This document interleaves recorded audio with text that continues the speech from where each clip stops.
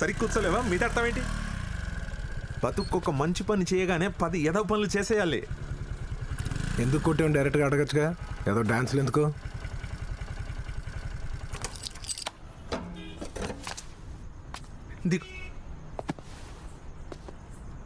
కన్న తండ్రిని కొట్టి మళ్ళీ ఎందుకు కొట్టామని అడగమంటావేంట్రా సిగ్గు లేకుండా? నడ్డి రోడ్డు మీద గ్యాప్లు ఏంట్రా మాట్లాడుతావు? నువ్వు కన్న తండ్రివి కావు కాబట్టి కొట్టా.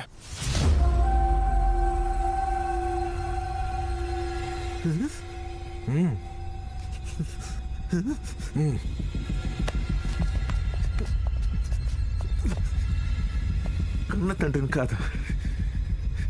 నేను కన్న తండ్రిని కాదా? ఎలా పుట్టావురా మరి? పైన దిగొచ్చావా?